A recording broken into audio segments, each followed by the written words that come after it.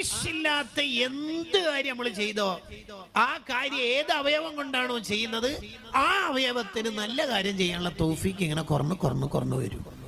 ആവശ്യമില്ലാത്ത എന്തോ ഒന്ന് കേട്ടു, ആവശ്യമുള്ള വയല് കേൾക്കാനുള്ള ഉപകാരമുള്ള വയല്, അല്ലെങ്കിൽ കേട്ട വയല് തന്നെ ഉപകരിക്കണം. അതാണല്ലോ ലൈസൽ ഇൽമു മാ ഹുഫിള, കുറെ മനപ്പാടാക്കലല്ലോ ഇൽമ്. വഇന്നൽ ഇൽമു മാ നഫഅ, ഉപകാരം ഉണ്ടാകണ്ടേ വയല്. അത് ഉപകരിക്കണമെങ്കിൽ ഈ ചെവി കൊണ്ട് മ്യൂസിക് കേൾക്കരുത്, ഗീബത്ത് കേൾക്കരുത്. പണ്ടൊക്കെ ഉസ്താദെ വയലൊക്കെ കേൾക്കുമ്പോൾ ഒരു കരച്ചിലൊക്കെ വരുന്നു. ഇപ്പൊ ഒരു നല്ല വയലൊന്നുമില്ലല്ലേ.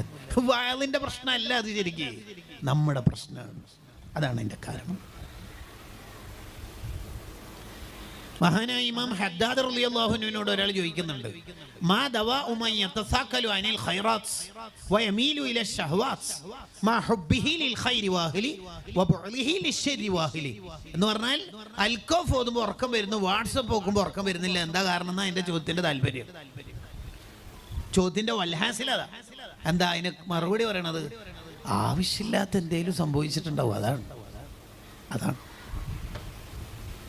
ആവശ്യമില്ലാത്തൊന്നും കേൾക്കരുത്.